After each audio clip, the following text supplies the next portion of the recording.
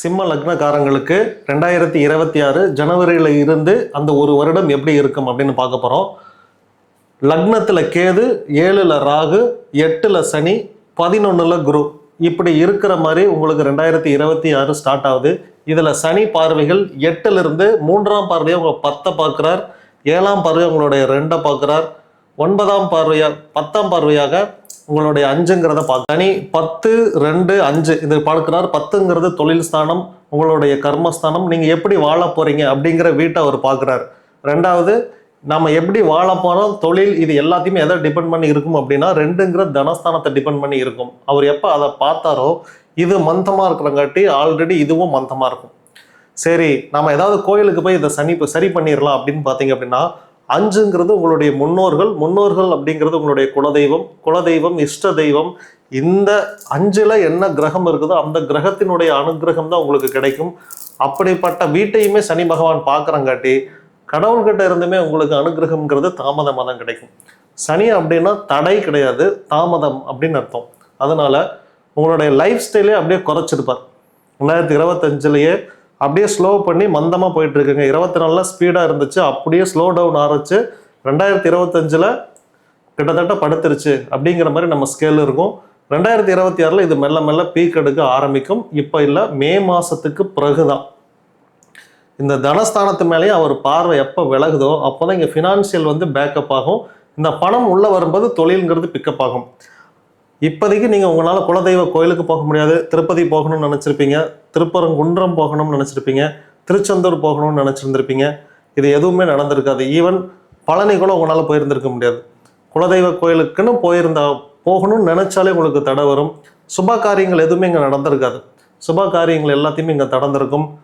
அந்த 5ங்கிறது முதல் குழந்தையின் ஸ்தானம். அப்போ முதல் குழந்தைக்கு இந்த அபார்ட் நடக்கிறது, தாமதமாகிறது, இது எல்லாமே இந்த 1.5 வருடங்கள், கல்யாணம் ஆகி 1 வருஷம் ஆச்சுங்க, இன்னும் குழந்தை பிறக்கல அப்படிங்கிறது எல்லாமே இந்த சனி பகவானுடைய தாமதம் இது ஏற்பட்டுட்டு இருக்கும். 7ல் ராகு உங்களுக்கு இருக்குது. லக்னத்தில் கேதுவோட கேரக்டர் நம்ம ஏற்கனவே சொல்லியிருக்கோம். இது ஒரு கம்ப்ரஸ். இது எந்த வீட்டில் இருக்குதோ அந்த வீட்டை இது சுருக்கிடும். லக்னம் அப்படிங்கிறத இந்த ஜாதகர் லக்னம் அப்போ இவரை சுருக்கிறோம். ஆல்ரெடி இங்கே பணத்தை சுருக்கிருச்சு, தொழில் ஸ்தானத்தையும் சுருக்கிருச்சு, 10ங்கிறது கர்மஸ்தானம், உங்கள் கர்மஸ்தானத்தையும் அது சுருக்கிருச்சு. லக்னத்திலே கேது இருக்கிறங்காட்டி ஆப்வியஸ்லி உங்களை முன்னும் சுருக்கிருச்சு. அப்படிங்கிறப்ப இவ்வளோ பெரிய இருந்த மழை இன்னைக்கு சுருடுக்கி ஒரு பாறையாக இருந்தால் எப்படி இருக்கும், அப்படி இருக்கும். சிம்ம லக்னக்காரங்களுக்குலாம் மிக மோசமான சனிப்பெயர்ச்சி இந்த வருஷம். இவங்க பயங்கரமான கஷ்டத்தில் இருக்காங்க. அதுவும் சிம்ம லக்னம், மீன ராசி சிம்ம லக்னம் இப்படின்னு யாராவது மாறி இருந்தாங்க, இது ராசியாகவோ இது லக்னமாகவோ மாறி இருந்துச்சு அப்படின்னாலும் அவங்க இன்னுமே பயங்கர கஷ்டத்தில் இருப்பாங்க. இங்கே கேதுவும் பிரச்சனை பண்ணுவார், இங்கே இருக்கக்கூடிய சனியும் இங்கே பிரச்சனை பண்ணுவார். ரைட். 2வது 11ல் குரு இருக்கிறது ரொம்ப நல்லது.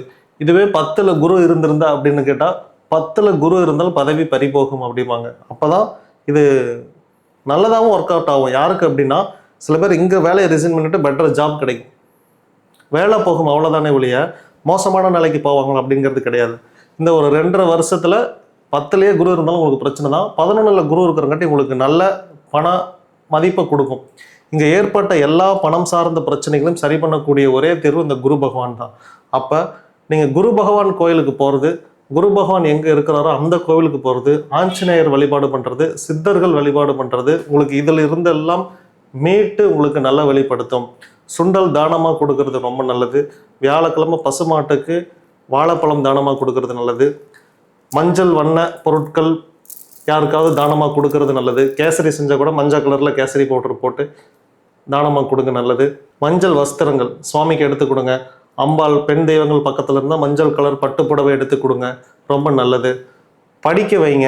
உங்களுடைய ஆசிரியர்கள் இருப்பாங்க இல்லையா, ஸ்கூல் நீங்களாம் படித்த, உங்களுக்கு யாருக்காவது பிடிக்கும் அப்படின்னா அந்த குருமார்களுக்கு நீங்கள் ஏதாவது ட்ரெஸ் எடுத்து கொடுங்க, அவங்கள மகிழ்வீங்க.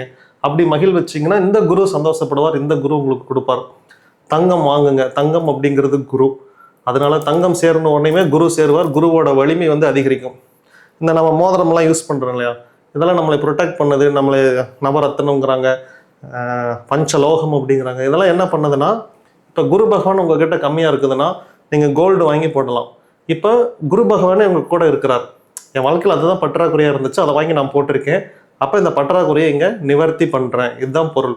அதனால குரு பகவானை குறிக்கக்கூடிய நீங்கள் அது கனக புஷ்பராகமாக இருக்கலாம், இல்லை கோல்டாக இருக்கலாம், என்ன வேணாலும் இருக்கலாம். அதை நீங்கள் வாங்கி அணியும் பொழுது இந்த தாக்கத்திலிருந்து உங்களுக்கு நிச்சயமாக விடுதலை கிடைக்கும். சனி பார்த்து தடைகள் எல்லாம் கொடுத்தார். இப்போ குரு பார்க்க கோடி புண்ணியம். அப்போ குரு எங்கே இருக்காருன்னா 11ல் இருந்து குருவோட பார்வைகள் 5, 7, 9 3 பார்வைகள் அவருக்கு. அந்த பார்வைகள் மூலயமா 3, 5, 7 இந்த உங்களுடைய வீடுகளை பார்க்கிறார். 3ங்கிறது உங்களுடைய முயற்சி ஸ்தானம், இளைய சகோதரர்கள் ஸ்தானம். இளைய சகோதரர்களால் ஏற்படக்கூடிய பிரச்சனைகள் அது எல்லாமே நிவர்த்தி ஆகும். அவங்க கிட்ட இருந்து ஒரு வருமானம் உங்களுக்கு கிடைக்கும். அவங்களே எனக்கு சொத்து வேணாம், எல்லாம் எங்கள் அண்ணனே வச்சுக்கிட்டோம் அப்படின்னு எழுதி கொடுப்பாங்களான்னு கேட்டால் எஸ், எழுதி கொடுப்பாங்க. அதுக்கு வாய்ப்பு இருக்குது. நீங்கள் ஒரு சின்ன ட்ராவல் பண்ணுறீங்களா, பக்கத்து டிஸ்ட்ரிக்ட் வேலைக்கு அப்ளை பண்ணியிருக்கீங்களா, அது உங்களுக்கு கிடைக்கும். இல்லை ட்ரான்ஸ்ஃபர் அப்ளை பண்ணியிருக்கீங்களா, அந்த ட்ரான்ஸ்ஃபர் உங்களுக்கு கிடைக்கும். 3 அப்படிங்கிறது சிறுதூர பயணம், ஈரோடு டு கோயம்புத்தூர், ஈரோடு டு திருப்பூர், அந்த மாதிரி பக்கத்து டிஸ்ட்ரிக்ட் எதுனாலும் சரி உங்களுக்கு சௌகரியமாக அமையும். இப்போ நான் இங்கேருந்து திருப்பூரில் ஒரு ட்ரான்ஸ்ஃபர் கேட்குறேன் அப்படின்னா அது எனக்கு கிடைக்கும். திருப்பூர்லேருந்து இங்கே கேட்குறேன் அப்படின்னாலும் அது எனக்கு கிடைக்கும். 5 சனியோட பார்வைகளில் இருந்த அதே 5 குரு பகவான் எப்போ பார்த்தாரோ அந்த தோஷங்கள் எல்லாமே இங்கே நிவர்த்தி ஆகும்.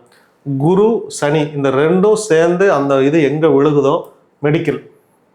அதனால இப்படி ஒரு குழந்தை பிறக்குது, இந்த நேரத்தில் ஒரு குழந்தை பிறக்குது அப்படின்னாலும் இந்த குழந்தை நேர்மையான குழந்தையா இருக்கும். இந்த குழந்தை இப்போ மெடிக்கல் படிக்கும். உங்களுக்கு இப்போ ஒரு குழந்தை உருவாகுது அப்படி, அதாவது பிறக்குது அப்படின்னா அந்த குழந்தை கண்டிப்பாக மெடிக்கல் படிக்கிறதுக்கு எலிஜிபிள் அப்படின்னு அர்த்தம். நீட் எழுதலாம், எக்ஸாம் எழுதலாம், சித்தா படிக்கலாம், என்ன வேணாலும் படிக்கலாம். 2வது மெடிக்கல் கடை கூட வைக்கலாம், ஃபார்மசி வைக்கலாம், டென்டல் ஆகலாம், எல்லாமே மெடிக்கல் துறை எது வேணாலும் பண்ணலாம். 7 குரு 7 பார்க்குறாரு. ஆல்ரெடி அங்கே ராகு இருக்கிறார்.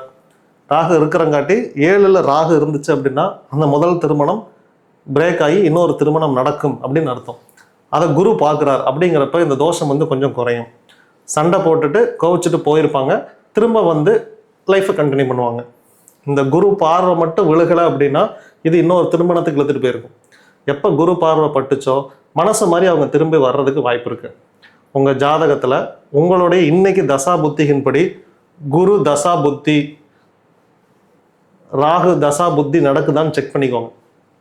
இதில் ஏதாவது நடக்கும்போது குருவே தசாவாகவோ புத்தியாகவோ நடந்துட்டு இருந்துச்சு அப்படின்னா நிச்சயமாக உங்கள் மனைவி வந்து திரும்ப ரிட்டர்ன் வந்துடுவாங்க.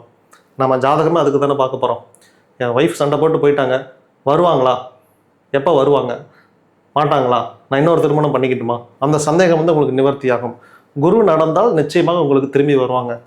ராகு புத்தி நடந்துச்சுன்னா அவங்க வரமாட்டாங்க. இந்த 2ல் யார் டாப்புன்னு பார்த்தீங்கன்னா ராகு தான் டாப்பு. ஏன்னா அது எக்ஸ்பேண்டிங் கேரக்டர், குருவை விட வலிமையாக இருக்கிறார். குரு இந்த வீட்டில் எப்படி இருக்கிறார், ராகு இந்த வீட்டில் எப்படி இருக்கிறாருன்னா இந்த குருவோட ராகு இந்த வீட்டில் வலிமையாக இருக்கிறார். ஏன்னா இது சனி பகவானுடைய வீடு, கும்பத்தில் இருக்கிறார். அதனால இதுதான் நடக்கும். உங்கள் ஜாதகத்தில் குரு எப்படிப்பட்டவராக இருக்கிறார், குரு ஆட்சியில் இருக்கிறார், குருவோட வீடுகள்லேயே இருக்கிறார், குரு உச்சத்தில் இருக்கிறார் அப்படின்னீங்கன்னா எஸ், இந்த ராகுவை அவர் டாமினேட் பண்ணுவார்.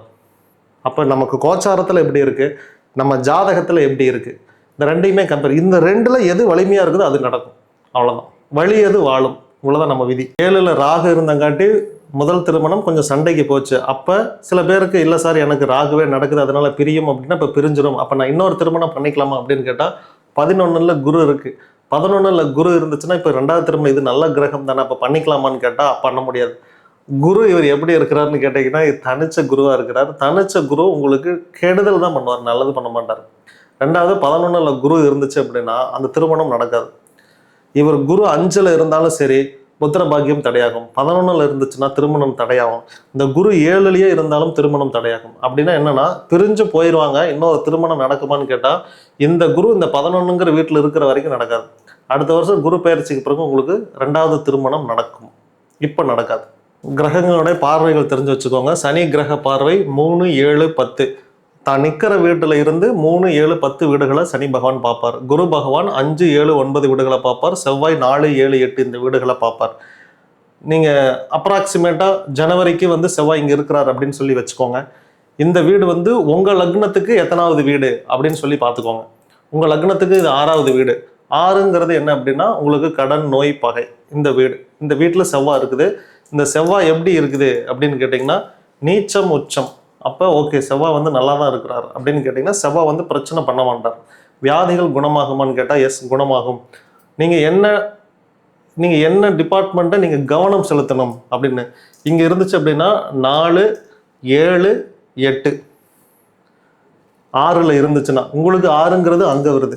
நீங்கள் இந்த லக்னமாக இருந்துச்சு அப்படின்னா 5, 6 இங்கே இருக்கிற செவ்வாய் 4, 7, 8 இந்த வீடுகளை பார்ப்பார். அப்போ நீங்கள் இருதயம், மார்பு, நுரையீரல், தலை இந்த வீடுகளில் நீங்கள் கொஞ்சம் கவனம் செலுத்திக்கணும்.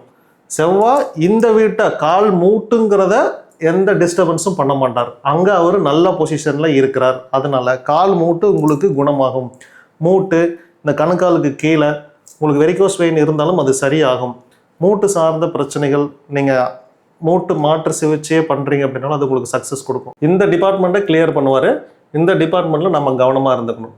அவ்வளோதான். ஓவரால் இந்த 2026 வரப்போகிறது எப்படி இருக்கும் ஒரு மார்க் கொடுங்க அப்படின்னா 50 இல்லைன்னா 45 அவ்வளோதான். நீங்கள் இதில் பொறுமையாக இருங்க. பொறுமையாக இருந்ததுக்கு பிறகு இன்னும் உங்களுக்கு நல்ல காலம் பிறக்கலை, பிரச்சனைகள் தான் தீர்ந்துருக்குது. பிரச்சனைகள் முழுமையாக தீரட்டும், நல்லது பிறக்கட்டும். அதுக்கப்புறம் தான் உங்களுக்கு இங்கே கிராஃபை சர்ன்னு மேலே ஏறும். நம்மளும் ஒரு காலத்தில் கண்டிப்பாக ஃப்ளைட்டில் போவோம். அது வரைக்கும் பொறுமையாக இருங்க.